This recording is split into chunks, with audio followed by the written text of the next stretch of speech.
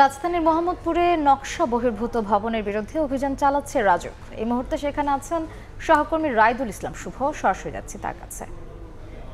রাজধানীর মোহাম্মদপুরে যে চন্দ্রিমা মডেল টাউন হাউজিংটি রয়েছে, যেটি কিনা রাজুকের অনুমোদন ছাড়াই সেই হাউজিংটি এতদিন ধরে আসলে তাদের কার্যক্রম চালিয়ে আসছিল, এবং এতে করে আমরা দেখতে পাচ্ছি যে ভবনগুলো ছিল সেই ভবনগুলোর কোনোটিরই কিন্তু নকশা ছিল না, সবগুলো কিন্তু রাজুকের নকশার বহির্ভূত ছিল। যে কারণে এখানে যে ভবনগুলো রয়েছে সকাল 12টা থেকে দুপুর 12টা থেকে আজকে রাজুকের একটি প্রতিনিধি দল ভ্রাম্যমাণ আদালতের তারা এখানে এসে এখন পর্যন্ত সর্বমোট 12টি ভবন ভেঙে ফেলেছেন অংশবিশেষ, এবং প্রতিটি বাড়ির যে কার্যক্রম, যে নির্মাণাধীন ভবন রয়েছে সেই কার্যক্রমগুলো বন্ধ করে দিয়েছেন।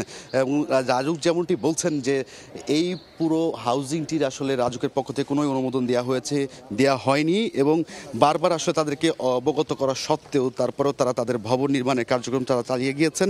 এখন এদিকে আবার বিপরীত দিকে কিন্তু যারা এখানকার বাসিন্দারা আছেন, মানে এক কথায় ভবন মালিকরা আছেন, তারা কিন্তু আসলে অভিযোগ করছে যে কেন তাদেরকে আগে অবগত করা হয়নি। এই নিয়ে কিন্তু অনেকটা রাজুক কর্তৃপক্ষ এবং ভবন মালিকদের মধ্যে কিছুটা বাকবিতণ্ডার সৃষ্টি হয়। পরবর্তীতে তারা এই বিষয়টি হাউজিং কর্তৃপক্ষের উপরে আসলে দায়িত্বের জায়গা রয়েছে বলে এই বিষয়টি আসলে রাজুকের পক্ষ থেকে বলা হয়েছিল।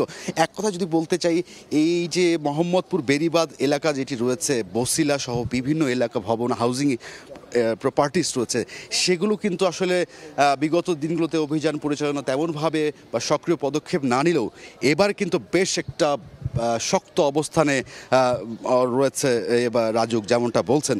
তো রাজুকের এই শুধু চন্দ্রিমা মডেল টাউন হাউজিংই নয়, পরবর্তীতে আরও যে সকল বেশ কয়েকটি হাউজিং রয়েছে যেগুলোর অনুমোদন নেই, সেগুলোর বিরুদ্ধে শক্ত অবস্থায় থাকবে এবং কঠোর ব্যবস্থা নেবে বলে জানিয়েছে। সব কিছু মিলিয়ে মোহাম্মদপুর এলাকা থেকে এই ছিল আমার কাছে সবশেষ। সরাসরি ছিলাম রাজধানীর মোহাম্মদপুর এলাকায়।